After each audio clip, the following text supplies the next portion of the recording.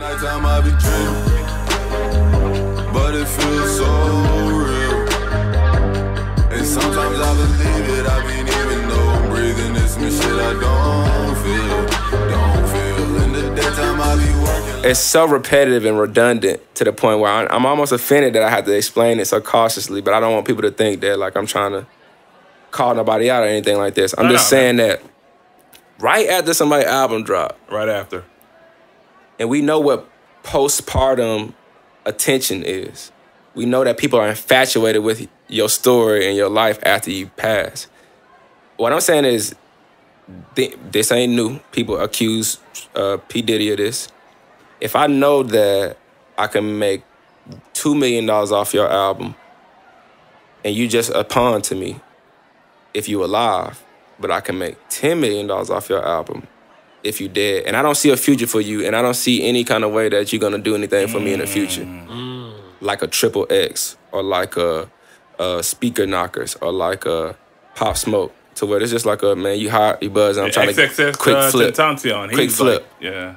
Then as soon as you die, as soon as your album come out, I'm gonna put the heater on it by sending you to jail or getting you killed. I'm not saying that's what happened. I know, but you're just saying that's. But have we not seen evidence of that being a consideration in hip hop? Wow. I mean, absolutely. Wow. Hey, bro, I wouldn't deny that. It's not impossible. And let me say that that's not my stance on that. I believe that Pop Smoke was a victim of like the energy that he was chasing the Chief Keef drill momentum. Right. And so Brooklyn not even like that. Like you can't even carry guns around like that. I was just in East Flatbush working. You can't even carry guns around like that. So they not that's like none of their friends. Yeah, within the last 2 years, none of their friends are like rest in peace. This. They might have lost a couple of people, but it's not like Chicago drill or like that. So they were just putting in a whole lot of like F this gang. If I see you outside, boom, boom, boom. But you survived all that. You survived gangbanging all this time. You obviously are on your P's and Q's all this time. You survived all that to get caught slipping in like a what? You sent your address to a, you know what I'm saying? What? They're saying they or Triple X, like you leave a receipt at a Louis Vuitton store and then somebody follow you from a restaurant. I just be looking at it like either these fellas are enhancing their story to where they really wasn't living like that, which is not the case because I follow their lives and I go to the YouTube like before I see what it really is.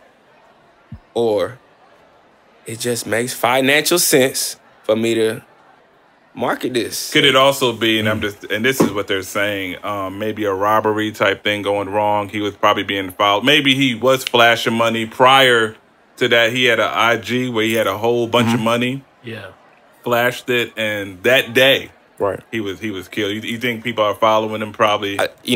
If like you remember the Soulja Boy story when he was like his mans, they grabbed a gun and they shooting out the step. You talking about what but it's a true story though. It was a true story. It's a true story. So that's a true story. He put some sauce on it. He put sauce on it, bro. How he put hot sauce shooting on it. around a nigga like the dude from Wanted and all that was like, but he was bending bullets. No, he killed somebody in that situation. Really? No, he really did kill somebody. Somebody died. Yeah, for sure. That's a true story.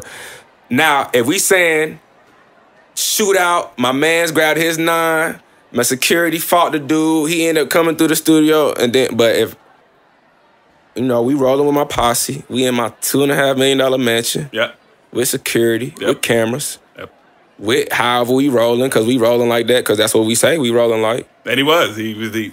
So these street robbers executed the mission that technically sound. Some niggas just off the street just came through. Boom, dudes in the mask. Lay it down, Pop Smoke, boom. Where the money that they took, where the jury they took. Ain't nobody appraised, nothing. Nothing was taken. They're saying it could have been That's not how the robberies that when where I'm from, when I seen people get robbed, it never went like that. It never was a situation where you kick in, pew, pew, pew, pew, everybody lay down, I know the safe code, and then I walk out there and then nobody know nothing. I ain't never seen it go down like that. Times Hollywood Hills in the burbs where police actually care. Yeah, that's wild. Hey. What y'all think? Hey. I mean, like, I think that somebody got a hold of that information, the address and so on and so forth. And I I just posted on Facebook the other day, man. Jealousy sometimes comes in the form of a smile. Right. You know what I mean? That's true. And in today's world, anything's possible because you making me think, bro. Because I'm sort of slick labeled a conspiracy theorist at times or whatnot because I think logically. But I think this was unfortunately some. If we're gonna create in Nipsey situation, in Bankroll situation, in Pop Smoke situation, in Malcolm X situation, an ideology that niggas just jealous when you get on. If we sitting here as just four brothers we don't have no kind of profession in this, we just speculating. Okay, so what do you think a label head, a FBI agent, a government, what you think they're not aware that people gonna assume that this brother who is part of the Rolling 60 Crips is just jealous. So if he fucked up in the system, I'ma just slide him some bread. I love the way you and then be like, boom, just say, fuck that nigga, and we gonna look out for you. We gonna change. Like, bro, this is not a new tactic. Oh, pause. This type of shit happens every day. We all saw Queen and Slim, right? Bro, Malcolm X, first of all, we talking about Malcolm X. Malcolm X was so what I'm saying is, if they have willingly admitted to people who we really genuinely should care about, then who the fuck is Pop Smoke if I can make an extra $8 million? Wow. But for real. Wow. All right, so what would be, if we're heading down that train of thought, right? What is the cultural significance for taking out somebody like a Pop Smoke? We can understand a Malcolm X. Right. Like, we understand the movement that he galvanized and what he meant for the culture. Right. Pop Smoke was still very early in his career, gaining a lot of attention from a monetary standpoint, from a fame standpoint, but early nonetheless. It's exclusively financial. These people look at your life the same way your culture look at your life. Nobody other than Pop Smoke family really care that he dead. Wow. But if I don't see me making $10 million off of Pop Smoke, I don't see that as a label head. I see he got a buzz right now. Niggas is just like, fuck it, we're gonna let him reincarnate 50 Cent, fuck with it for a little bit until the next summer. So I can make $2 or $3 million off of it right now. Or I could just, boom, turn that into like Pop Smoke Forever Fever. Everybody in the world talking about Pop Smoke right now. Not because of the album. Because of his past. When this album dropped, when did y'all bring up Pop Smoke? Or anybody? Wow. But now we gotta go listen to Pop Smoke. We gotta find out about his life. They might drop a documentary. They will. I'm saying, we talk about people who done more for less. No, like that. Yeah, but I guess where my issue starts coming in, and I'm not ruling out what you're saying at all. Mm-hmm. I guess my issue comes in to where that's a very short-term game, in my opinion. Like, somebody like him, I could see Pop Smoke actually having a long-standing career with the trajectory that he was headed on. Like, there was a lot that he could have done from a cultural standpoint, from a music standpoint. Like, what he was doing in New York, nobody else was doing. Well, like, he was really re-energizing the New York hip-hop scene. A significant up-and-coming New York artist that was on his level. Man, listen, it could have just I agree with you. Yeah, I'm just saying. I mean, sort of like a Cardi, but I mean, but Cardi's kind of moving out the music scene a little bit. It could have easily been, and I'm just reaching. But imagine if these people are the same people who tied in with Bobby Shmurda and they just wanted to recreate the energy. I want to just bring, so when he come home, there's a path, there's like somebody who I really want to capitalize off of. There's a path, but it ain't happening right now because he's been gone for 7 years. But when he come home, it's literally the same beat, same RPM, and I can just come in, boom, put Bobby Shmurda in there, and then next year y'all won't even remember Pop Smoke. Wow. See, the way you thinking, bro, you thinking as a chess player, and they really playing that type of game, man. Listen. And a lot of people don't think it's really that real. Okay, well, I mean, because, I'm not saying that's the case facts, in but this it's speculation at the end of the day. No, it's 100% speculation. What I'm saying is, like, if somebody asks me, do I believe it's more logical that these brothers who survived them environments just all of a sudden just forget, let me just put my address on the internet. Well, why y'all ain't call them and be like, hey, take that down? Or ain't no homie, ain't no manager, ain't no A&R, ain't nobody say, bro, what you doing? Because I ain't never lived that life that they living. I ain't never been in Brooklyn, but I'm from Northside Columbus, Mississippi, and I know not to be telling everybody my address. Yeah, and I've never had to be like, let me make sure I ain't lacking. Like how y'all are describing these people's lives don't add up with how they just get caught slipping. Well, I'm gonna say this though, just as a counterpoint. I think we take for granted how a person's mind changes once they get into a space of comfortability and he's 20. And finances. And he's 20. Age 20. You know what I'm saying? So now, a lot of cats, and I mean, we can look at several instances of this kind of situation where you come from a certain environment, but then you amass this fame, this fortune, and you feel invincible. Like kids every day feel invincible. But LA though, look at where he was though. this the most documented. Like we talk about, Kendrick Lamar speaks on this. Okay. I can't tell you, bruh, don't wear your Rolex to the award shows because my mans look at that as a life-changing situation. And even if I am Kendrick Lamar, he gonna feed his whole neighborhood off the weed he bought from this Rolex or whatever he like. That's gonna change it. Versus that's just one of your watches. It might have been 80 bands, but that's just one of your watches. Yeah. So he gonna come get that. This is like we talk about LA. This is where the robbers were created for stars. Like this is where it started at, and then it moved to New York later on in the 90s. But they started robbing people in the LA. Like I don't see Pop Smoke survive Brooklyn with the Crips, with the Wu Gang, beefing with GDK. That mean this is real. Like you know what I'm saying. This is stuff that I know about. Yeah. And then and then just all of a sudden. They just, all of a sudden, Nipsey just like, yeah. No, I see what you're saying, but like once again, him being 20, him being comfortable, him being rich, Nip him being 20. in a mansion, him having all these girls and drugs. It's like that can also lead to him being like, yeah, girl, come on through. Here, my address.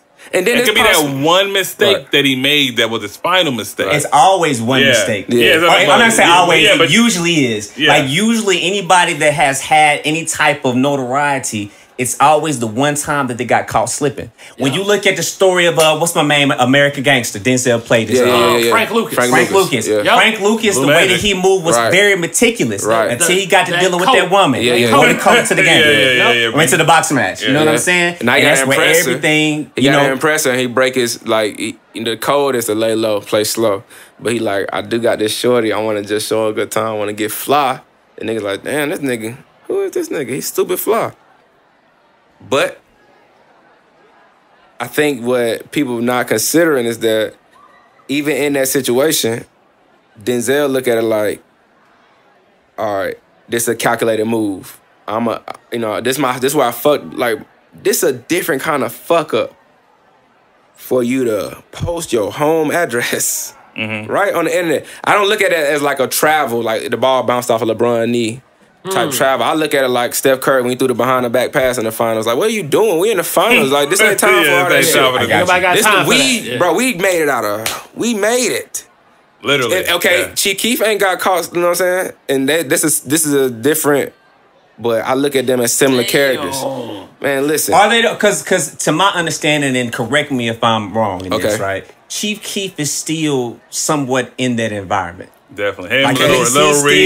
You know what I'm saying? Like, it's a difference. Like when you're still in the jungle, your senses are heightened. Right. If you got a lion that's out in the safari, you know what I'm saying? They know what's happening. They know what's good. But if you take them and put them in the zoo, all of those senses, all of that awareness that they have being in the wild, but as a collective, these your brothers. So that means all three of y'all had to have been aware of this. If my man's posted on the internet, that means all three of y'all had to have approved and slipped on this. Like, that's what I'm saying. I don't know if I just can just be like, you just lapsed your judgment. This not a girl set you up that you was trying to smash. This like a, man, look what I got. Look what I got. Look at my address. I'm like, nobody thought to say, hey, delete that right quick, man. Don't post your address. Like, I seen the baby just beat his mans up to almost to death because he tweeted out or he was Snapchatting and the hotel name was in the just the hotel name. Nah, cause they be out there, bro. So they be out there. If nobody, know what I'm saying? Nobody said, damn, man, you probably shouldn't do that. Yeah. Cause it was still up there. It was still up there after he got killed for them to say, nah, this what he did, bro. This is what happened. I'm like, damn, ain't nobody took it down yet. Like nobody going, or are y'all? Is this how we trying to paint it? Yeah. I mean, listen, man. It's Hey, still Will it be the first time? This ain't the first or last time. No. But I would say this, man. It's sad, that he had to go out like that. Yeah, to be honest. absolutely. I mean, I knew of Pop Smoke. I've heard of him. He came out last year. I ain't gonna say he's the most talented artist in the world, nothing like that. Yeah, it's arguable. I get what X is saying, but I don't know if the world looked at Pop Smoke and thought, okay, like what New York did. New York did, but Like, New York's New York done that for certain. before. It's Pop Smoke and A Boogie with the hoodie. Like it's dumb two cats. You know what I mean? New York's done that before. Question. Young Ma is killing whenever she does do music, and then Bobby Smurda about to come home. Yeah, it used to be, that's the real king of New York. It used to be 6ix9ine and Let Cardi me B. ask No, Why 6ix9ine, I think 6ix9ine was just a placeholder. All of these people are placeholders for Bobby's. I mean, listen. Wait till next year when he get out, and then you're gonna be like, "What? Bobby Smurda, the biggest artist in the watch." Real quick, was he beefing with anybody? I heard Pop Smoke. no, Smoke. I heard GDK. some. Huh? He's GDK. So Fabio is a Blood. Pop Smoke is a Crip. They Bloods and Crips in New York and Flatbush and in Brooklyn came together to create Wu. Cause Bloods say Suwu, and then Crips they got the Wu Gang or whatever like that. So they created something called Wu, and it's basically Bloods and Crips versus GDs. And nobody knew that. People on the outside of New York didn't know that Gangsta Disciples was in New York until Chief Keef and them started the drill movement, and then it became popular to say, "Oh yeah, I'm in this gang" on their song. So now every kid is like they overselling the real longevity of the beef. It's not like Chicago or LA where your great granddaddy killed my great granddaddy, Right. and then this nigga from eternal. 74th. Yeah. These kids created this shit after 2012 when Chief Keef and Lil Durk and all them was just drill music crazy, and that shit took over the world. Now everybody want to talk about carrying their guns, how much ammo they have, and what set and what street they claim. Right. So because of that, they created a beef between Wu, which is Bloods and Crips, and GDs in Brooklyn. That's why when you watch any Pop Smoke interview, he don't say, "Nah, it ain't Brooklyn, it's Wu." Okay. I heard just online. I didn't know that. That was actually pretty fascinating. Yeah. Somebody said That was pretty Casanova's fascinating. name or something. He got so obviously the regular everybody in the 'Cause normal, I don't know. but I promise I don't know people nothing. that are in these, just a background on me. Everybody in my family is one thing or the other. Okay. From where, because Mississippi is also a motherland in the consideration of Los Angeles, Chicago. Mississippi is in that category. I dig it. So these are things that you pay attention to when an artist starts using certain words. You're like, oh, when I knew a Kendrick, I knew what he was associated with without him ever saying it publicly, based off the words he was saying. I knew what other artists like Lil Baby. I knew Lil Baby was associated with who he associated with, or things like that. So if you just listen to their songs, Pop Smoke and Fabio would always say, if you ain't GDK, then why the fuck is you around me? Or you cannot be Pop and not say the smoke. I run through the crib, I'm dropping the cho. And that's a gang sign. That's a GD gang sign. So you start, you're like, but where did this beef come from? Like, I don't remember no big. It's fabricated. It's fabricated because they try to. It's completely It's fabricated. basically what I'm saying. And I'm not, first of all, I don't, I feel like a one-man army. I got God on my side, and that's all I need to ride. But Feel you, bro. at the same time, I respect these cultures or whatever because I knew what they were created for. That's not what it was created for. To be, if in every video, you literally don't even throw up your set or represent your thing. You just trying to disrespect somebody else. I don't believe it's real. Yeah. I got you. So they created that. They created Well, I hope at some point we get down to the bottom of really happened, whether it's some sinister plot, whether it's just some hate niggas on the street, you know what I'm saying? I hope justice is served. Yeah. Facts. But justice has been served in another situation, at least to some point. Yes, okay. At least to some degree. Yeah, because speak on it. Your man's Your Harvey man, Weinstein. Ain't my man. He threw a bad shit. Ain't my man's, bro. That's your boy. Who? Wow. It's Harvey. You know you're a fan of the Harveys. Bro, don't do that. Anybody with a Harvey in their name. Don't do that. Steve Harvey, Weinstein. That ain't my man. Oh, you know he produced a lot of Quentin Tarantino movies. That still ain't my man. What the fuck? You know what I mean? Steve tough. Stein, I can't even pronounce his name. Bro. That ain't my man. Stein, Stop playing. stink meter. But no, man, yeah, bro, I heard, man, they said that, he's charged, right? Yeah. So I'm just gonna read it. He basically wasn't charged with the main shit, which The was life, the predatory sexual assault. That's life. Right. He ain't get that. Right. So what he got was a 3rd-degree rape of a woman, and also got a criminal sex act, and those stem from 2006 and 2013. I think one under the criminal sex act is 4 to 25. He ain't gonna see 25. And 3rd-degree rape, which I thought would have been much higher, Right. it's 18 to 4 years, 18 months to 4 years. Which I was like, really? Come on, man. Well, I don't know what a 3rd-degree This is rape America, is. bro. This is Listen, America. Oh, and he walked in with a walker What? and walked out without it. Listen. To let you know, he ain't This need that nigga shit. pulled a Martin episode. Have y'all ever heard a cliche statement? A man with nothing to lose is the most dangerous in the room. So if they take everything from this brother that he has to lose, then he has nothing to lose. And I just believe that our people who are protected by the fact that he still has things to lose, so they might turn a blind eye, or they might not say anything to heighten the attention on it, because maybe they don't want things revealed about themselves. Bars. It's all fraternity, sorority shit to me, bro. I'm gonna the skull and outside bones. looking Man, in. look. That's real shit. Skull and bones. That's real shit. Whatever you want to Skull and call it, bones, whatever like you want to I know, say. I heard of it. I see mad motherfuckers who been front line with this shit have nothing to say. I'm like, well, what does Harvey know? Or what, like, you know, what is Harvey it? knows a lot. Harvey knows a lot. That was a rhetorical. Yeah. I'm just asking. Harvey is. Niggas like, I don't know, man. That's crazy. Yeah. Well, damn. I thought just last week you was fuck R. Kelly, fuck Michael Jackson. Come on. Fuck motherfucking Kobe Bryant. Come on. I don't And know. now- I thought now you. you're Well, and then speaking. guess what? I supported your stance on that. And me, who saw another perspective of that, I supported your stance on that because I've never been a woman, nor have I ever been in that situation. So what I do is I allow people to have conversations so that we can divulge everybody's and then get a full spectrum. Mm-hmm. I allowed y'all to have that platform. I didn't just go full Snoop Dogg on Gail. I just said, you know, are there women who have been in situations in which maybe their story been pushed under the rug and they feel like, you know, there's still things to be discovered about it. I take that. But if y'all gonna go hard, go hard. I go hard on Michael Vick. I go hard on Cam Newton. I go hard on Patrick Mahomes.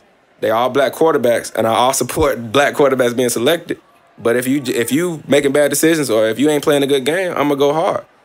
I don't see the same level of disdain from the feminist movement. Come on. From That is Hollywood. true. Come on, That come is on. The true. hypocrisy. That is a Let's little go. true. Let's I go. don't see that shit. And I see go. motherfuckers like, if you play R. Kelly, you might as well rape the bitch. Hold on. Whoa, I'm like, hold on, whoa. Wow. You cannot Be take away. real. Be real. You cannot take away Chocolate Factory. Listen, but I know some. at all. But That's publicly, Yeah. there has been conversation about if you play R. Kelly, then you are essentially co-signing a I've heard people say that. Nigga, no. I was at a bar. What was the Harold's Ice Bar?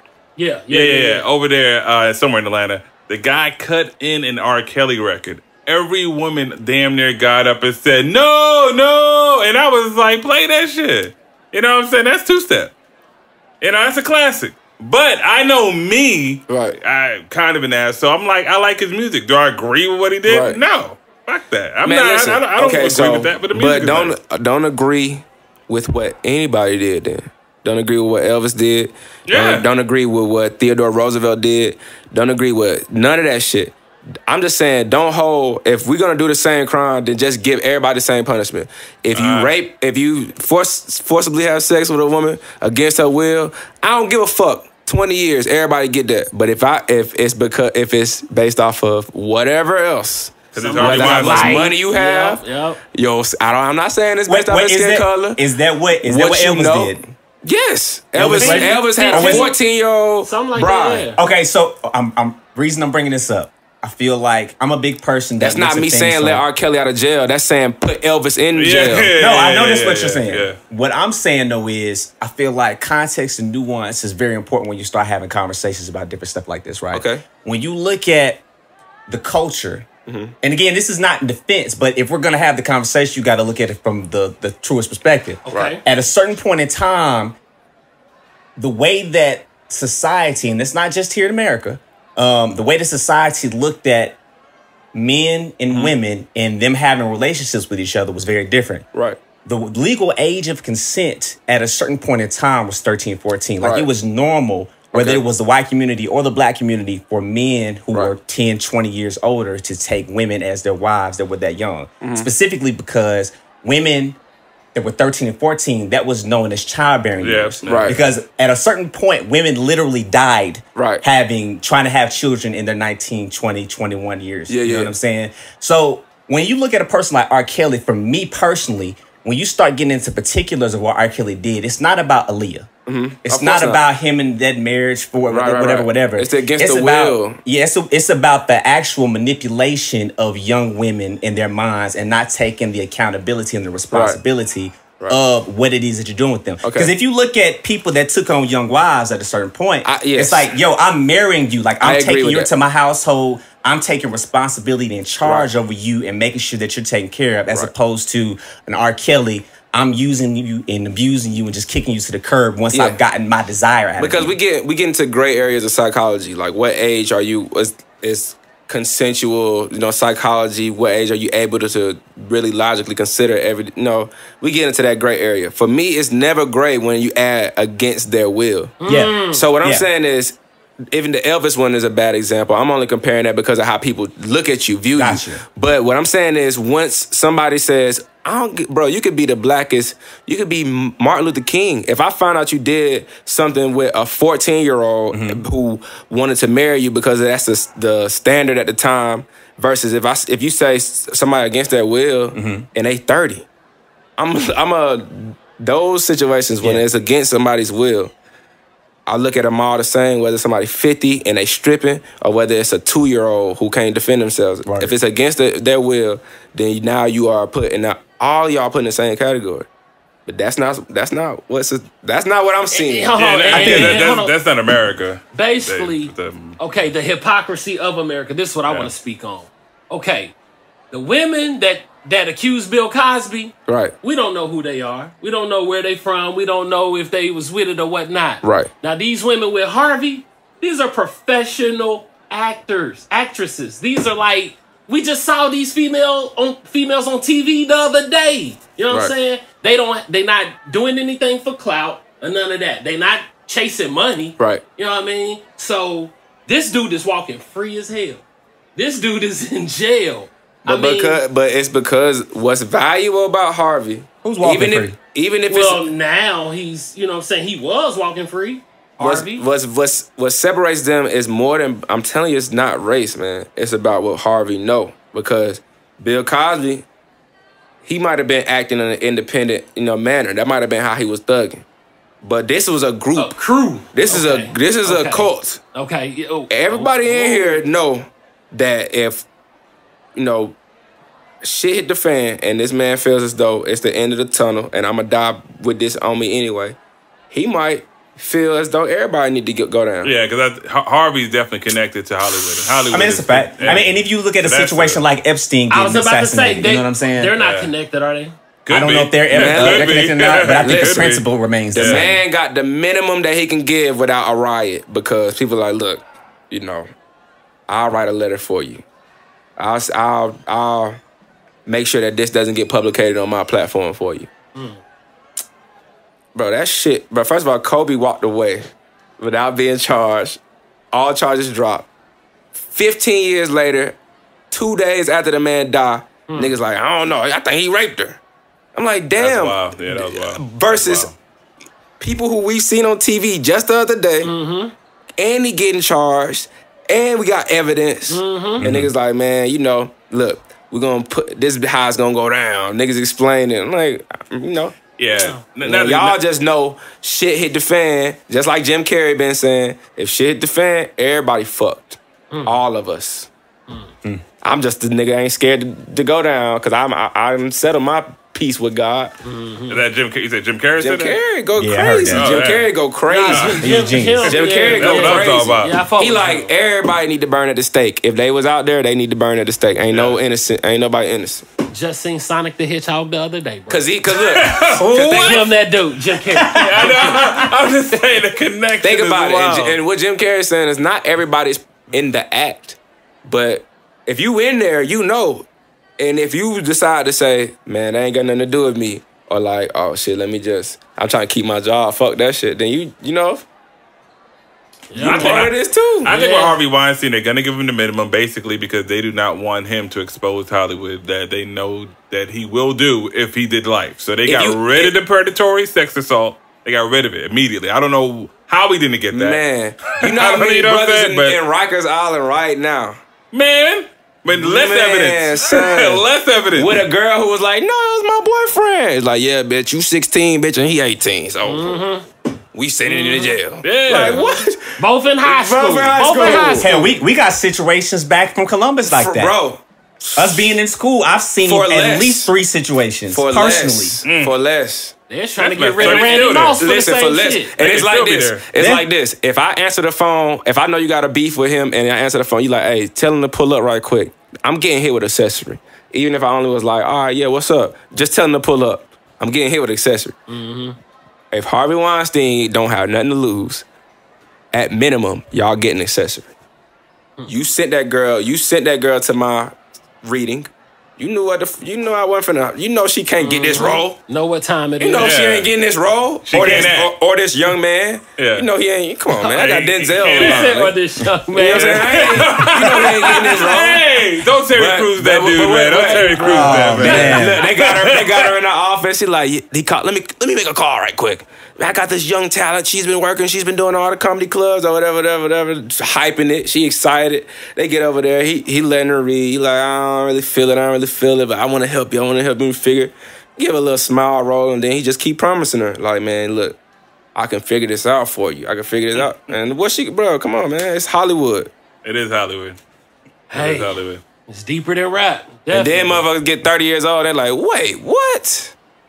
Now I want to tell my story. You know what I'm saying? Like, Everybody telling their story now. But I mean, I think they feel it's safe to now.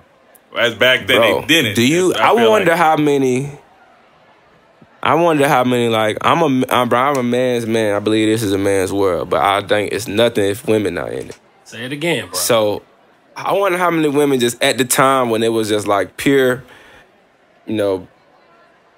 patronizing, like any kind of man that ever like, how dare you accuse this man? Like Wilt Chamberlain days. Yeah. I wonder how many women just like, how would I tell somebody Wilt Chamberlain did something to me? Or not accusing that Wilt Chamberlain doing anything, but who are like, first of all, ain't no social media, ain't no Twitter. Then at the time, it's like, ain't no Hillary Clinton, ain't none of that No shit going voice, on. no platform, It's yeah. Marilyn Monroe, and we don't really want to hear what she got to say. We just want to look at her. Yeah. So versus now is like, shit, the God is woman and feminism and all that. We should have a woman president and all this. So it's in a world where, man, a lot of things, like you were saying, just was acceptable behavior. Yeah. Motherfuckers is just like, look, if I dancing in the club and you come up behind me trying to dance like how everybody used to do back in the day. Amazing Yeah. time. Yeah. Shit. Amazing time. I dare you. You gonna be all Just up come on and just everything. right there. Man, Back in the day, boy, this is like around where freak nicking up. I dare you. Man, I wouldn't even talk Man, to Hell, him even in when the we were club. coming up, it was Yo. still like that. It was? Yeah. So about what? Bro, I seen a 2000 meme. and- they It gotta said be from somewhere it 2000 to stopped. 2008, or like 90 something to Imagine 2008 Nelly clubbing shooting in the Atlanta. bro. Listen, Classic. yo, that shit, bro. They got dancer rights. Y'all seen what happened at the QC stripper bowl? Yeah. Like they have hostess rights. That was hilarious, though, the stripper bowl, though. Right? The whole contract situation where they only got paid a certain minimum, but they signed. No, So what's that next? wasn't hilarious. The video of the airport was hilarious. Yeah, oh, my God. Yeah. Them girls Yeah. look High and sad. dry. High and dry. But they ain't get no money. They got like Man. $600, right? Ooh, I don't Yeah, know. it might. I don't even know if it was that much. To be honest bro, with the you. union I is seen coming, a couple bro. videos of like the girls fighting. She was like, I ain't get like somebody took the money I came with. They said security, Oh, some of the Security, QC. like, so she walked away with somebody. less. But I've always said I feel like strippers, dancers, whatever you want to refer to them Union. as, union, Bro, that's a lot of money. Yeah, that's on the way. That's a lot of money. It's on the way. But First you of all, have people first of all, that they are- got to Go ahead. unite. Well, that's fact. Wow. But I feel mean- like you have women in positions of power and Cardi B? influence. I think Bro, Cardi B- Her right that's there. exactly. Oh. That is the If not poster her, child. if not her, who's a slut? Now Cardi walk? B is gonna be Who's like slut walk? she's gonna be Cardi B. Oh, Kim, Amber Rose. Amber Rose. That's There we But go. Cardi B is Somebody gonna be like Amber Rose, no. Cardi B gonna be the Vince McMahon of this whole shit. First of all, the stripper bowl has been going on for 5 years. Nobody ever knew about this shit until Cardi B and became QC, because now they have a voice. Like, okay, this is what the dancers want, and she know firsthand because she is a dancer, and now she's on this end to where I'm paying y'all, so I know both sides. It's like if it's just the owners doing the shit and nobody know what the football players think.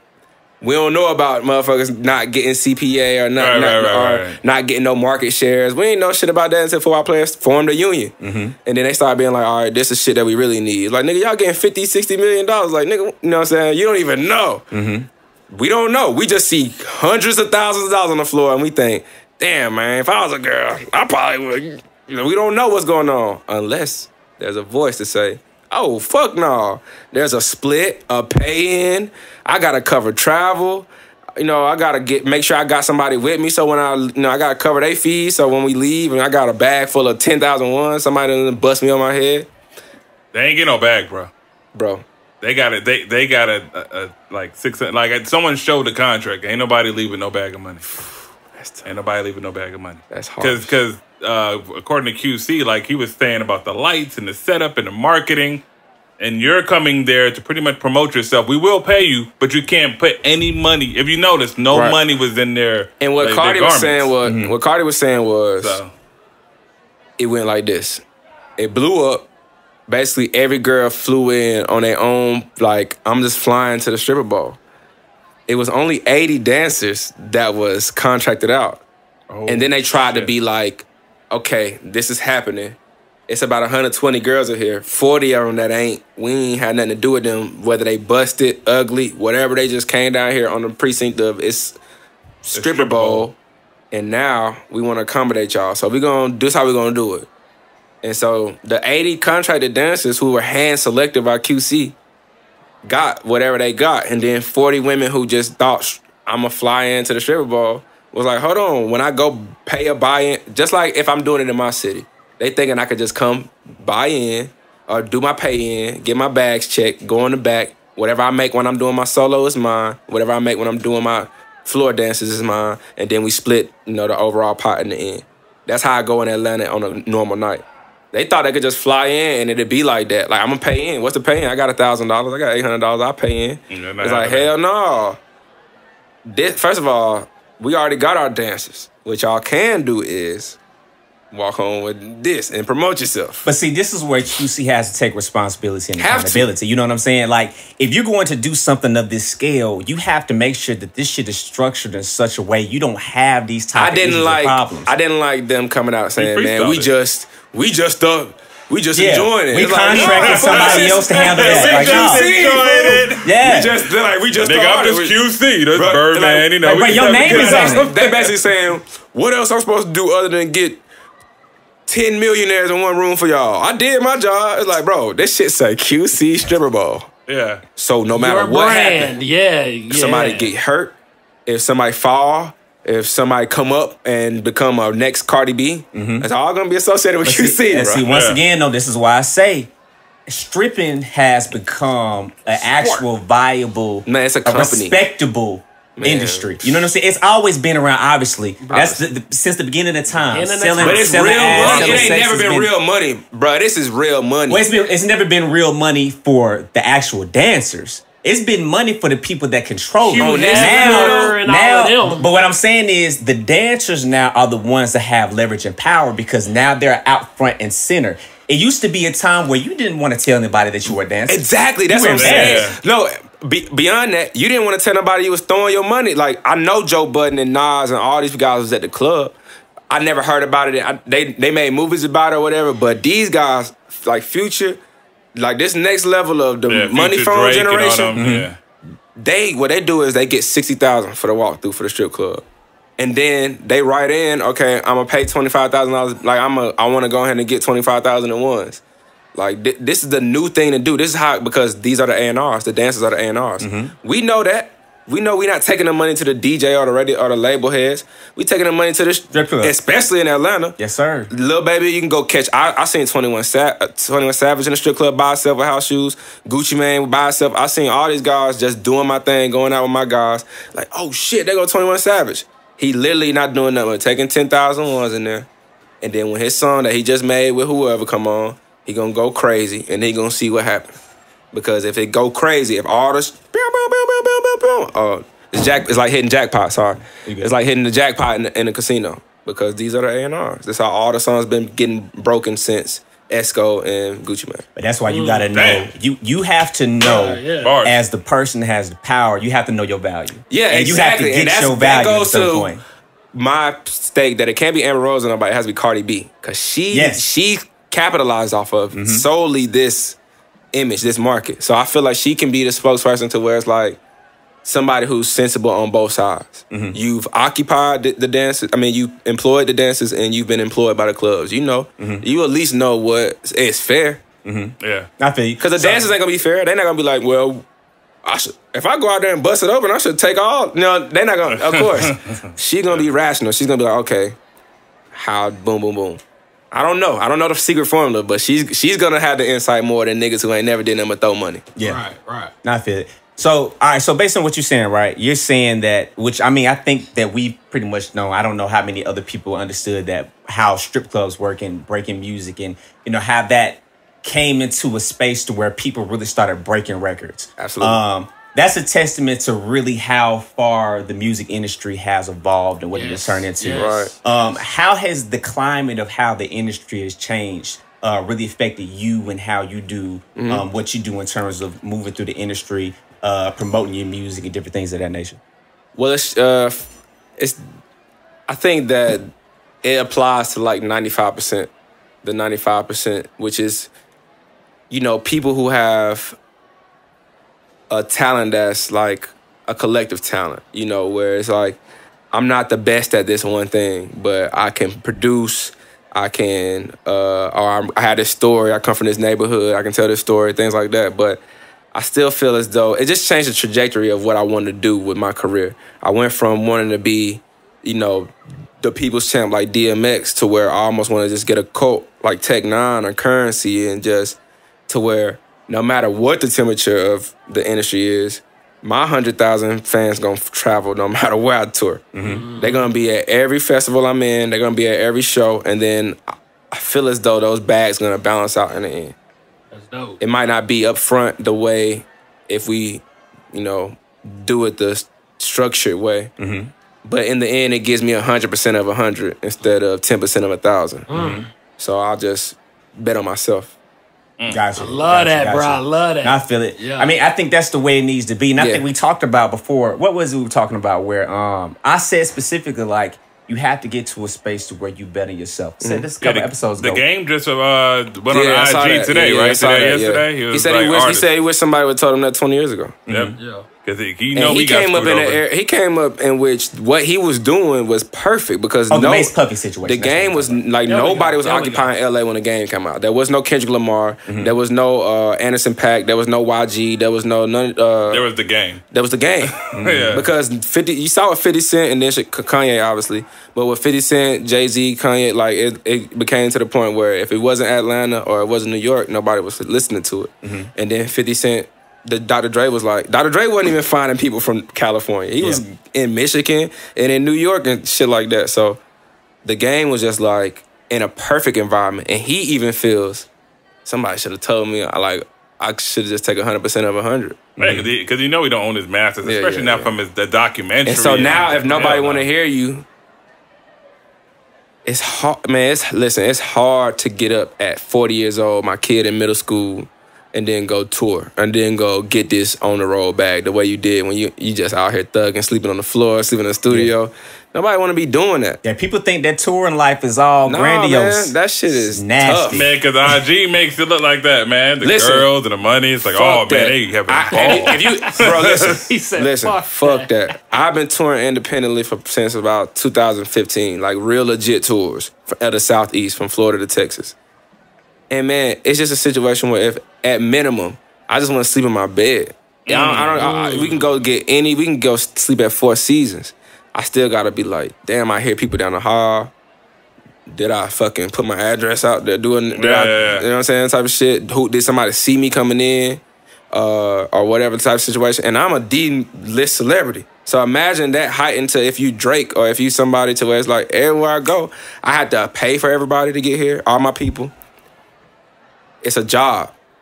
And when you get 40, 45 years old, if you got to keep living off of that, and you had the documentary, which is top 15 in my era, could be top 10, but we can talk about that. It's at least top 15 in my era. You shouldn't still have to goddamn make money. I don't think you should still have to make money. And his royalties from his last album, which is fire, supposedly are getting... Chance the Rapper don't got to do what the game got to do, and he got one fucking album. All right, well, and I'm going to tell you what I said specifically because I brought it up earlier about betting on yourself, right? Because we had the conversation surrounding Diddy and the Mace situation and whatnot, right? One of the things that people have to take into account, in my opinion, when you're talking about doing it independently versus signing a deal, right? I'm a champion for independent. Like, I rock with that. I support that 100%. But if you're going the independent route, you have to have the wherewithal to weather the storm. Because 100%. As I know that you can attest to personally, this is not an easy path to follow. Exactly. So somebody that goes the route of, like, we see a lot of people who are OGs in the game that, you know, talk a lot about, you know, independent ownership, all this other kind of stuff. But what, in my opinion, what gets left out of the conversation a lot of times is the fact that you came up in an era where you had to have the label. Like, there's no SoundCloud. There wasn't any Spotify, no Tidal, no Apple Music. There weren't 100%. Any of these platforms where you were able to get your music out and heard. And the reason that you're in the position to be able to champion what you're championing is because you took a bad deal often. You know what I'm saying? You got screwed on the first go-round. You lost out on the publishing. When you look at a Kirk Franklin, Kirk Franklin sold the publishing to Melodies from Heaven.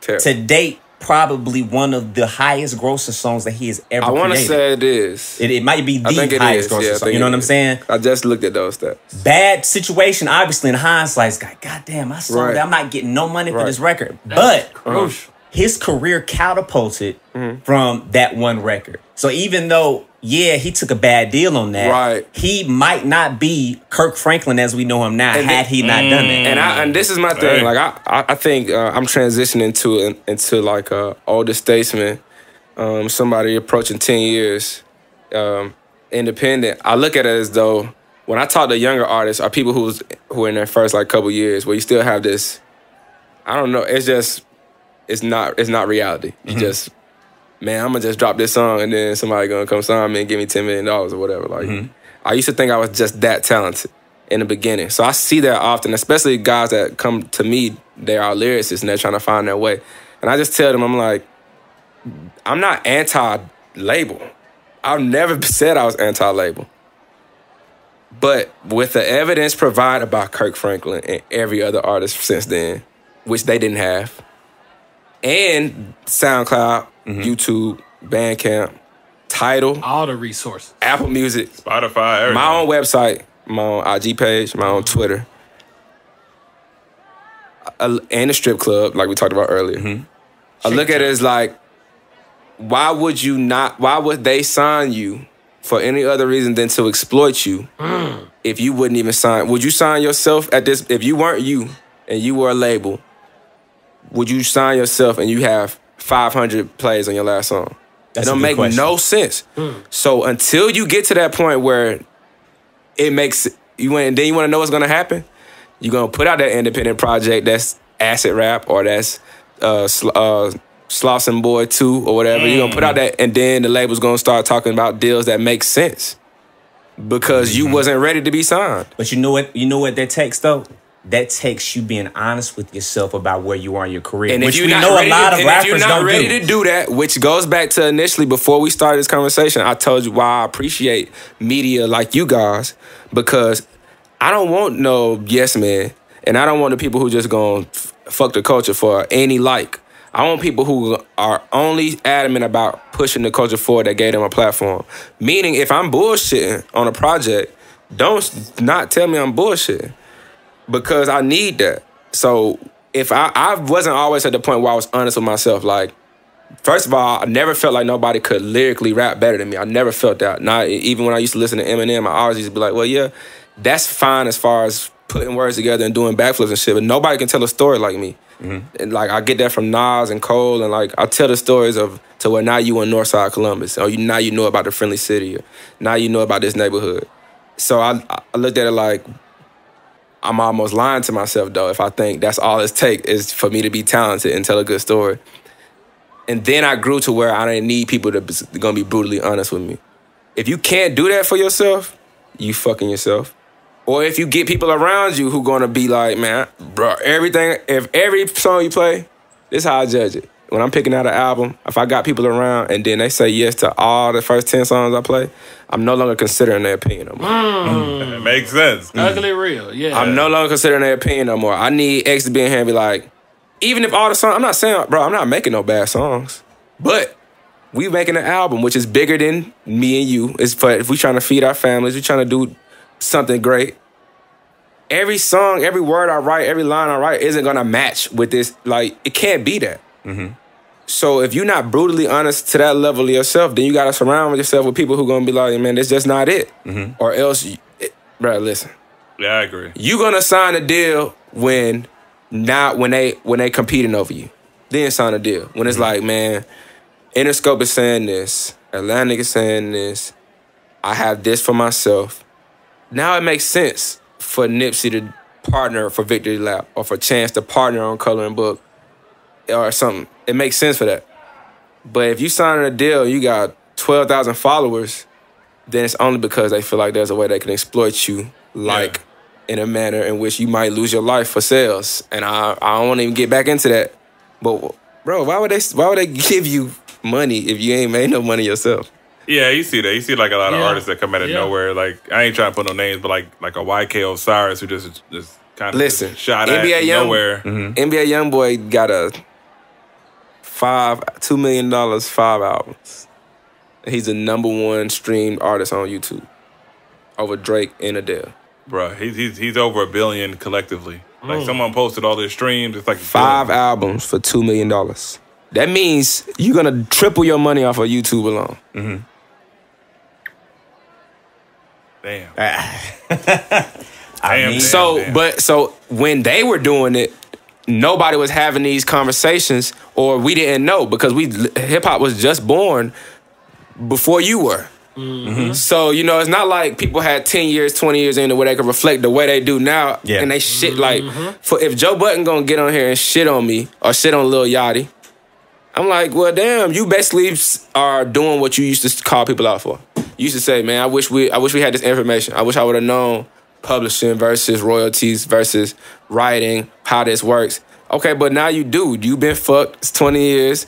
You don't have your situation together. And then you watch another young brother fall right into that same trap, and then you kind of joke on them. Well, I'll shoot Joe just a little bit of bail, because I'm a Joe Budden fan, right? And me too. I became a Joe Budden fan. Too. When you look at his situation when he had the conversation with Yachty, and I think it probably may be not exactly the same, but similar as when P was talking with Kodak. Right. You know what I'm saying? Like, when you have somebody that's an OG in the game that has been through everything that you're going through, and you see them not handling business in the manner that they should be handling business, so much to the point to where you don't even know what's in your contract. Yeah. It's one thing to understand publishing, because even people that have been in the business for a long time have trouble with understanding publishing. I'm just saying, don't act like you always knew what was in your contract. I agree with that.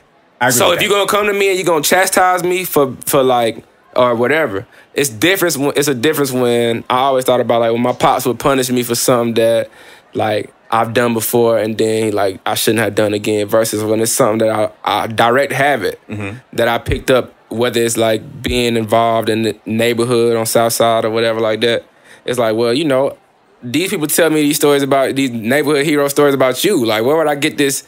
So that's a different conversation.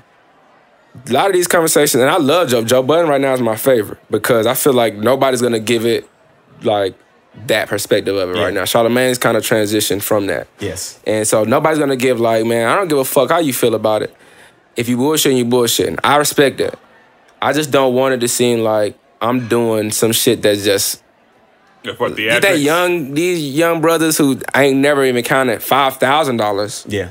You think they just sitting there combing 46, 56 pages by themselves before they give it to their lawyer? You think they doing that? Yeah. And I think that gets into a bigger conversation between when I can go to a show and just buy another car from what I can take on. You know, they're not looking at it like. No, I'm with you. I'm with you. But I feel like you get into that space to where the older generation has to learn how to have a certain level of respect and decorum when addressing the younger people. And I feel like that doesn't happen. Like even when we were younger, that didn't happen a lot of time. But we understood it because we grew up in a different time. Like if an OG checked you, you just took it on the chin. Right. The younger people aren't doing that the same. And I feel like that's in part because they feel like they're getting looked down on as opposed to somebody's really trying to check them because they care about everybody. them. I don't believe every artist over the age of 40 years old has this same. I don't believe that. Sure.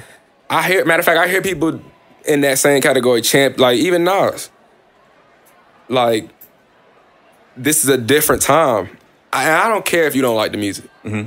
Or if you feel like this is addict environment or addict society and then you guys were dealers. Okay, well, that's... How did you think these addicts were created? Like, these kids was addicts when they was born because you was selling to their mama. Yep. For real. Yeah. You. And you can't disregard that because I've heard them don't try to. Come on. I'm talking about them. So what I'm saying is, have the conversation more so direct. Like, okay, so this is what I learned when I went through versus like, man, these young brothers just act like, I'm like, bro, you acting like a judgment. You acting like you had the 4-finger rings, you had the fat boy necklace, you had the motherfucking you was. But the only difference is because you was a seller and not a user, you look at it like, oh, that. But bro, these kids became addicts because their mamas was addicts and their daddies was addicts because you was selling to them. So if your perspective was like, man, I'm responsible for fixing this, for correcting this, then I think it'll be more. That's why I do appreciate Joe Budden because he getting mad because he feel like, motherfucker, you don't get what I'm saying. 10 years from now, nobody gonna give a fuck about that song.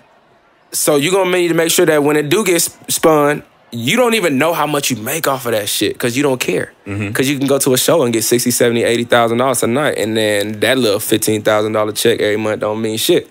But it's gonna come a point in time where that $15,000 check every month mean everything. That's a fact. That's a fact. Yeah. So let me ask you a question.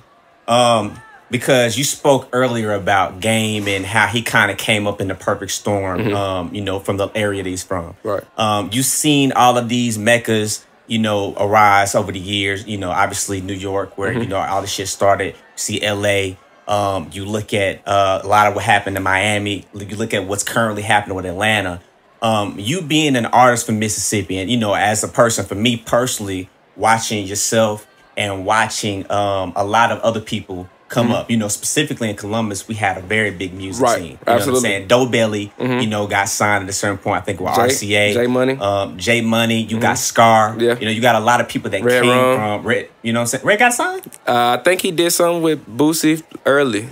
Like when Trill and T first went from Bun B and Pimp C to Webby and Boosie. I think they were trying to do like a little situation. It's Scar that's Outkast. That's Morris Brown. Yeah, Morris Brown. Amazing. From Columbus, man. Like a lot of people don't know about the talent. He went to school with my sister. Hey, shout out to Scar. A lot of people don't understand the talent. But Ray Sherman, you know, Sway Lee and the boys. But, you know, people still don't even look at them. Mike Will made it Atlanta. You know what I'm saying? But I mean, they're from Mississippi. I don't know. That boy Sway Lee. He might. People who know writers are intimidated by Sway Lee. Oh no, I'm not speaking. So don't get me misconstrued. I'm not speaking about his talent. He's obviously talented. The brother has done a lot of shit. He on Beyonce shit like 5 times. Yeah, I'm saying that not a lot of people put a lot of credence to the fact that he's from Mississippi. You know what I'm saying? Yeah, they associate Atlanta. So my question specifically is, with you being a Mississippi artist and with a lot of people coming out of Mississippi, Right. That don't even necessarily get the I don't want to say backing. They don't get the notoriety from being from Mississippi, like the same way a lot of people get. Like, I'm from LA, I'm screaming LA. Right. I'm from Atlanta, I'm screaming the A. Right. How do you feel Mississippi is factoring into the changing landscape with music?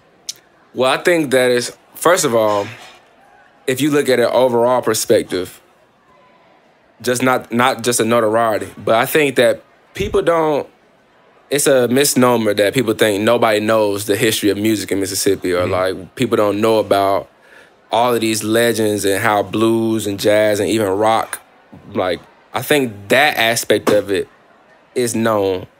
And I think the feeling of what you get from music and its roots in Mississippi is known, because you can link Snoop Dogg, Brandy, Ray J, Rick Ross, Pee-wee Longway. I mean, literally could go down a list of people. I just don't know if there's been someone who has worn Mississippi as the first thing that's known for them.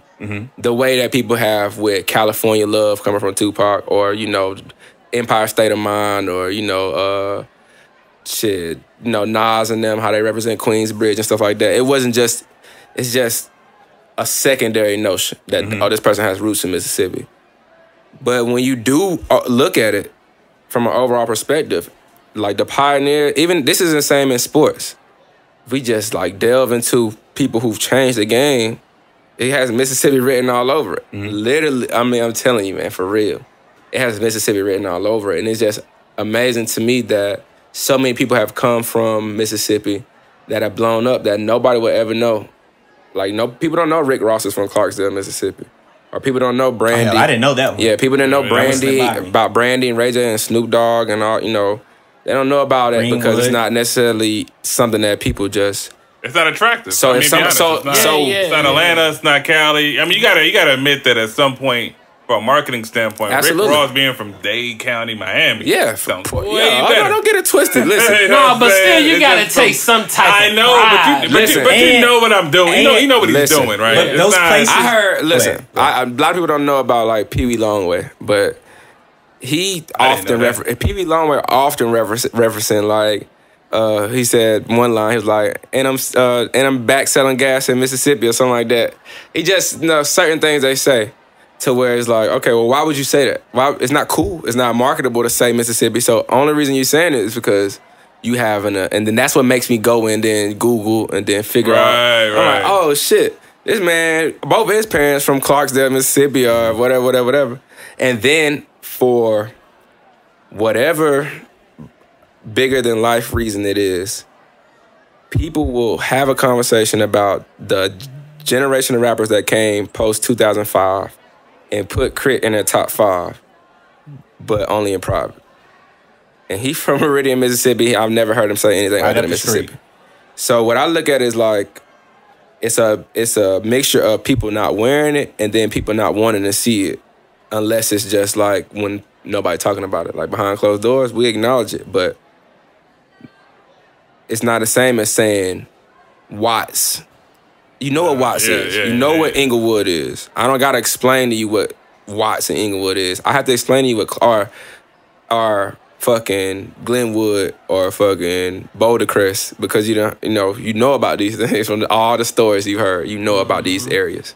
What's funny about that to me though is these places got the lore about them that they got because people started telling the stories and started putting it out front. Right. So when you say it's not attractive to be from Mississippi, it's only because it hasn't been made attractive. And it's a collective effort. Yeah, it's a collective effort. Nobody did. Andre 3000, who is one of my favorite rappers of all time, literally said, damn, the South got something to say. Y'all don't want to, like, so that means at one point in time, niggas was not checking for Outkast. I can't imagine that in my brain. Oh, no. But at one point in time, but niggas weren't checking for Atlanta. Then there's Outkast, and then there's Goody Mob, and then there's Jeezy, and then there's Gucci, and then there's T.I., and now all of a sudden Atlanta the Mecca because of the collective effort. So what I feel like is an internal issue for Mississippi is people label it the crab in the bucket mentality. I don't know if it's necessarily something that people are aware of, but we don't know how to channel collective energy and then while still, fueling our individual effort. It makes more sense. It's literally too logical for me to keep trying to waste time to explain. But we all get the same ring. If KD is the MVP, if Steph is the MVP, if fucking Andre Iguodala is the MVP, niggas got the same ring. Yeah. I mean, you can put your initials or you can do it like a little something on the inside. But if my shit get melted and your shit get melted, niggas gonna get the same money. I would say this about that. The reason why Atlanta came on the scene, and you guys should know why, in Texas, but Texas not really considered South, but they're the South. But that's a country though. That's a whole. They can survive on their own. They like, nigga, I done went platinum in Texas. Atlanta at the time and the South in general wasn't getting no love, so they had no choice but to collectively come together and support one another. So that's the number one fact. Number two, not every city and state in up north or in the west gets shown love. There's rappers in Arizona. There's rappers in Connecticut. The same issue Mississippi's going through. The dude in Rhode Island who's nice. Right. He might say, yo, what I'm saying, Harlem. He might just to get a little push. But you know what the difference That's is all to I'm me? saying. The difference, though, is when you look at Mississippi as a whole, even if you don't pick out the individual cities, when you look at the state has been so instrumental in culture in general. We're not really even just talking about just music. The state has been so instrumental that to me, it doesn't make sense on any level why everybody has to come together. Our great-grandparents had to come from somewhere, bro. Our great-grandparents, no matter where you ended up at, they had to come from somewhere. And it's just, follow the drinking going north. Like, St. Louis, Detroit, Chicago, Kansas City, Missouri. All these cities was built from people who was like, man, look, we out of here. Fuck this shit. Yeah. We finna get with Harriet or whoever we finna get with, and we booking it. I can't deal with this shit no more. So, and then they just create these environments. Even Philadelphia, like, we talk about Black Mecca. That's it right New there. New York can't take credit for that. But man, listen, folks had a black bank in the 1800s. We trying to get a black bank in Atlanta in 2020, can't get our shit together. Folks had a black bank in Philly in the 1800s. So I know, like, it looks like everybody's just, I don't want to think about that shit. But if you do, you know where it come from. You know where it had to, like, all these feelings, all these vibes, gospel, all that came from people was like, I got to put it in code. I got to break out. Like, it's fundamental to America. So in every facet of entertainment, of media, there's some kind of root that based off of the biggest enterprise, which is free labor in America, and which Mississippi is the Mecca. Crucial. One last question for you, bro. What is next for D Horton? You know what I'm saying? Right. What is next in your trajectory as far as your career, as far as the type of music you're getting ready to do, where you are creatively? Right. Like, where is that? Yeah, so next month is my birthday, man. I'm approaching my 30s. And I think, like, this is the first time that I'm making grown man, like, hip-hop. Like, not boring hip-hop, which a lot of people equate to, like, grown man hip-hop. But what Jay-Z did on 444, I feel like is what Kanye did for me in College Dropout when I was a kid. Like, this gives me an area in which I could destroy if I could just tell my story. It's not the neighborhood story, but it's more like, fuck the man, motherfucking George Bush don't like black people. Like, these are all things that I can, if rap accepts this, I'm about to kill. Okay. And then, that area came, and then, Drake, J. Cole, Kendrick, they kind of all voided out of that with, like, telling my story. It might not be the Shot City story. It's the Fayetteville or the Compton story or the Toronto story. And then telling you about my feelings, girls. That shit wasn't popular. Nas was not popping off about strippers that he might have liked outside of the club. Yeah. The way 808 and Heartbreaks and Take Care would delve into that shit deeply. In the 90s. So it just opened up. But when I heard 444, I was like, you know what? Or even For Your Eyes Only by J. Cole. I'm like, shit, I don't want to be the old dude that's, and hip-hop 30 years is old. So I don't want to be the old guy who, I lead at the Drake. I let Drake be the 30-year-old who's still living a rapper lifestyle. But people have opened it up to me to show that you can be J. Cole and Kendrick Lamar, have your wife, your family, go home, and just make the best art. I'll be real with you. I argue people often about the whole stigma that Drake is the biggest artist in the world for 2 reasons. He never went platinum independently and did 34 million like J. Cole did. And J. Cole is my dark horse. He's just a personal. That's my favorite. Are you going to tell me that you're going to be more anxious for a Drake album or a Kendrick Lamar album?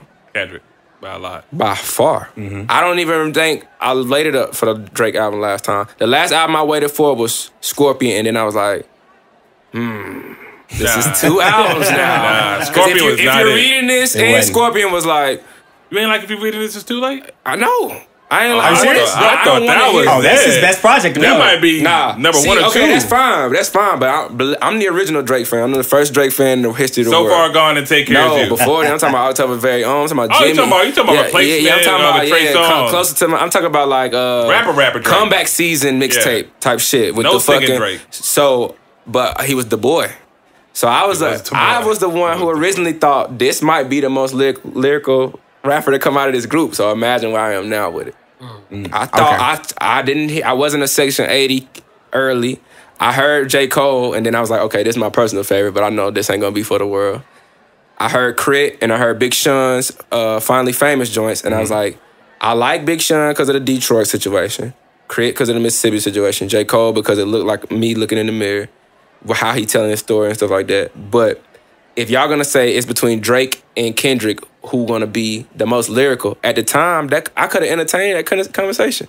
I think it's fair to say But that now, but now I can't, like, how dare I even mention them two in the same atmosphere? But you understand the evolution that happened there, right? You No, Drake spoke about it. He said, if I would have chose to do conscious, I could have been there. Yeah. And that's what I think. I genuinely believe that if Drake wanted to just stay, did he not kill Wayne on Ransom? Ransom, Wayne said the ABCs, A, B, C, D, E, and Drake literally just was like, I don't want to disrespect my idol, but shit, this is combat sport. Yes, sir. It's combat Yes, sport. sir. And I Yes, seen, sir. and from there, this is Lil Wayne at the time. You know, this is the biggest artist in the world at the time, and I seen Drake get his confidence to where he like, I could rap. And then for like the next 2 or 3 years, I thought. And then he dropped Take Care, and it became like the biggest album of the year at the time. And he was like, oh, nah. Niggas just not paying attention the same way. Like, women are just being real. They gonna be at the shows, buying the merch, not hating. Versus we gonna be like, if we like it, we gonna be like, nah, son got bars. Or I'm in my car and I'm listening to it privately, but that's about it. So I feel like he just chose his side, chose his lane. I respect it. I don't know if that answered the question, though. Not really, but No. But Then we went into Drake. I don't know what's that the original connection. question, though? Like, what I believe Mississippi should do. Yeah. So I think Mississippi should band together as far as creating the Mississippi platform instead of trying to put it on by one person trying to wear that full cape. Mm-hmm. I don't think anybody's capable of wearing that full cape, including myself and including bigger artists, because it's not something that people have marketed before. So if you're gonna be the lightning in the valley, you better be a fucking big strike, or it's just gonna flame out. So we just gotta have a Mississippi label, not an artist. I feel it. Give us some of your favorite artists coming out of Mississippi right now. Dear Silas is probably the biggest artist coming out of Mississippi. He makes more like Yeah, that song with Crit. yeah, he makes a song with Crit. It's more like like theme song music, feel good music. I feel like could be like on anywhere from like a Disney movie to like a teen movie type situation. Like, I slid one on that last project. no, for sure. And the last project is Heat, and I think that he has the best opportunity to make, waves as far as the entertainment industry is concerned. But then there's some people who really rapping. Like Dev Mac, for sure, is one of the young guys who I always like listening to because none of them seeing me lyrically. But I do like to like Treat that nigga like Wayne on Ransom. I'm like, you know what I'm saying? I'm like, all right, Daniel, son, now wax right. Because, you know what I'm saying? I mean, and I don't feel like, that's not just Mississippi. I can't name 5 artists in the game who if I went in the studio with them, I wouldn't be like cocky a little bit. Not even Drake. If I went in the studio with Drake, You pick Drake out of Kendrick and Cole? No. I pick Cole, but that's personal. Okay. If I'm just taking personal, I don't pick Drake. I pick Kendrick. Okay. I got you. I think because, I believe that when it does drop, everybody stop. When Drake drop, I feel like everybody go. I feel like Man, now you like Drake, bro. I gotta get my captions off. I got, you know what I'm saying? Versus, I want to sit down, play it forward when the Kendrick drop, then play it backwards. I want to take every song and be like, okay, did this attach to that part? What does this Tupac interview mean? What is this like metaphor for the? Right. I want to break the verses. I'm trying to find the captions because I need to get fresh tonight. They're gonna be playing this Drake shit in the club. Motherfuckers talk about. If I would have killed you, I would have let you know, or whatever. Like, life is good is the #1 caption in the world right now. Yeah. That's it. And after that, I just let it slide in the background because it's fire. Now you named 2 Mississippi artists though. Dev Quay Black. Josh Waters is an R&B singer. Josh Waters is dope. He's fire. Quay Black is on the album. Yes. Yeah. I Feel So Real. Troop. That's my dog. Weezy is from Vicksburg. Weezy Beats. That's Young Thug producer. He's from Vicksburg. It's like Jackson has a movement. So that's like Jackson. That's a capital. That's the biggest city. It has a movement because it's actually a city that could possibly stand alone as like a Atlanta, a Houston, without it being a statewide. But then it's gonna be a struggle. But you got like artists like Vitamin C, Coke Boomaye, Dear Silas, Jay Sky, Dev Mack, and they all Jackson artists. Jay Sky dropping a project soon, right? Yeah. Jay Sky's dropping a project soon. He dropped Heartbreak Kid last semester. I still say semesters.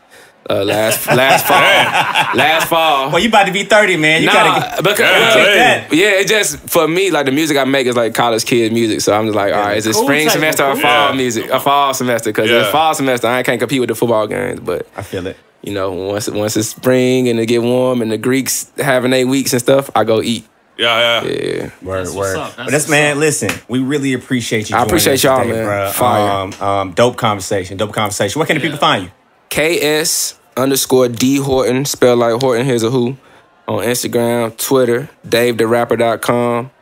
And yeah, man, that's basically every information you want to, any information you want to find, all the music and stuff is there. That's how we doing it in 2020.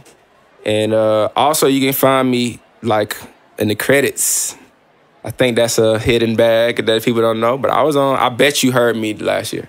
Okay. I guarantee, I know for a fact you ain't getting play your radio without hearing me one time last summer. That's bars. I know for a fact.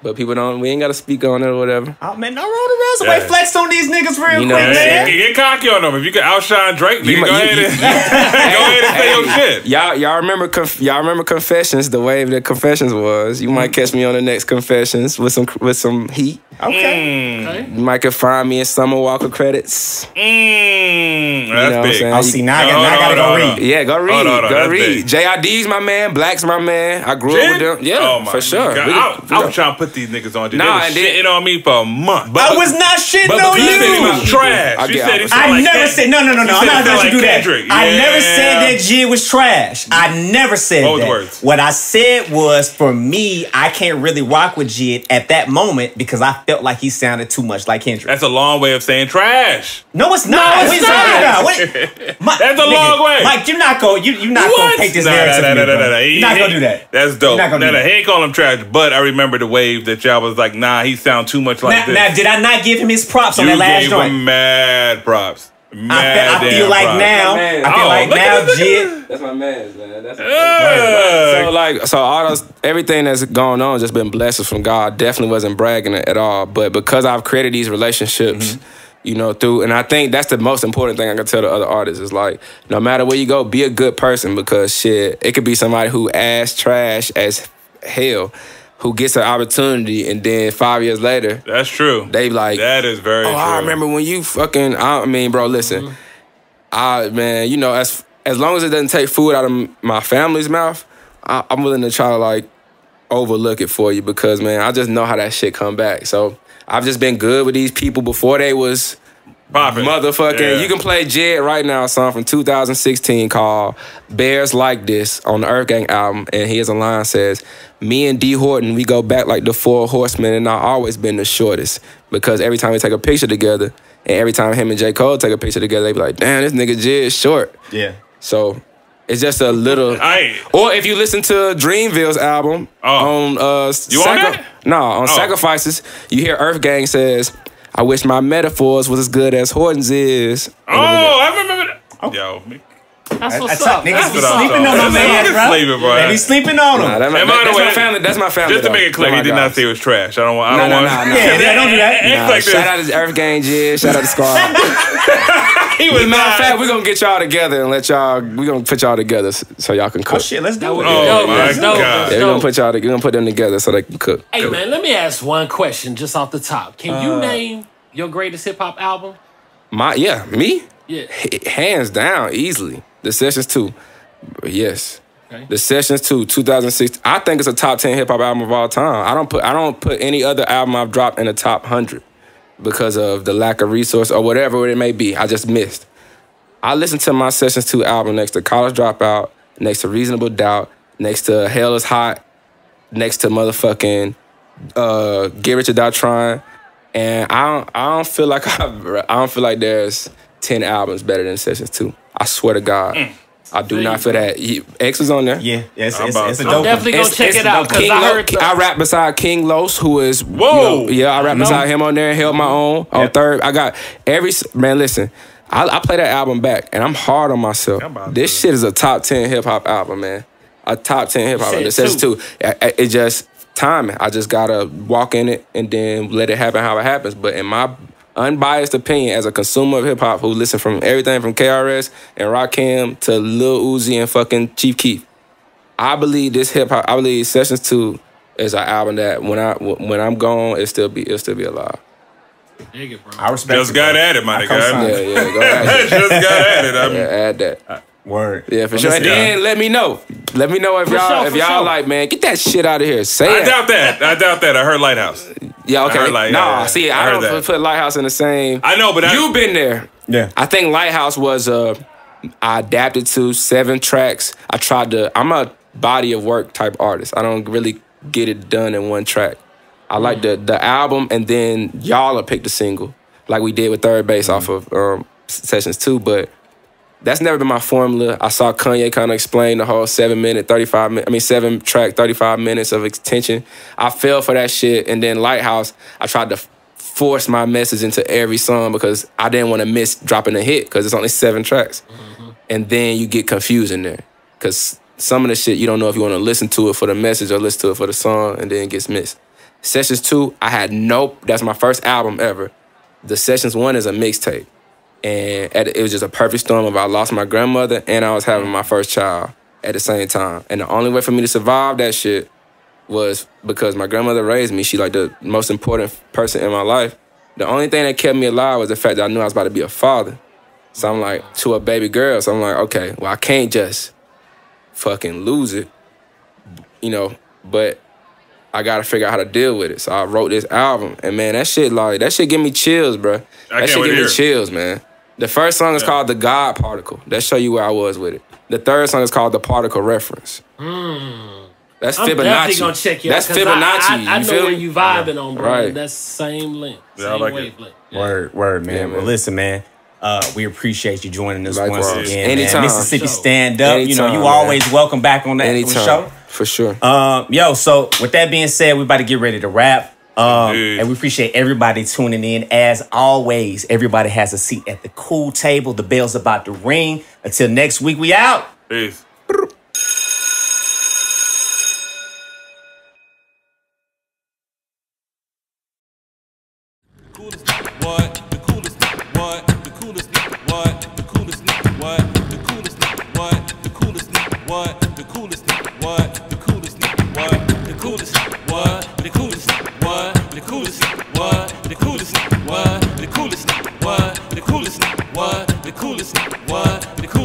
Hey.